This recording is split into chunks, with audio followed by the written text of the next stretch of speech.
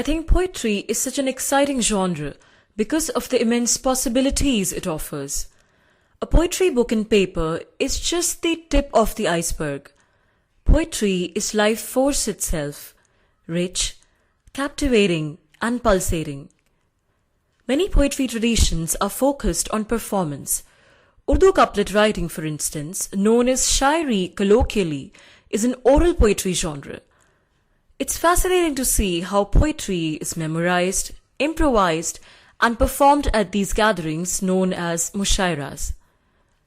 Many famous poets might not have a single piece published on paper, but that doesn't lessen their popularity or prestige.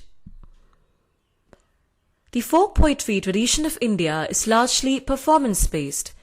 It gives an opportunity to many performance poets to earn a livelihood. There are many exciting art forms in South Asia that are something of a crossover between music, poetry, theatre, and dance. The canonization of poetry as written text with grammatical rules and syntax is somewhat of a modern Western construct. This is not to discredit the written word, but it would be perhaps nice to appreciate the holistic nature of poetry and encourage more interaction between poetry and other creative genres like music, visual arts, theatre, dance, etc.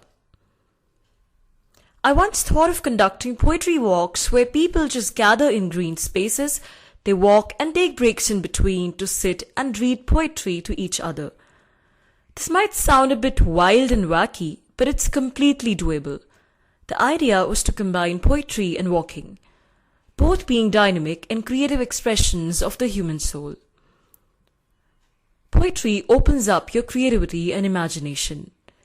It jolts you out of your frog-in-the-well existence and connects you to the universe.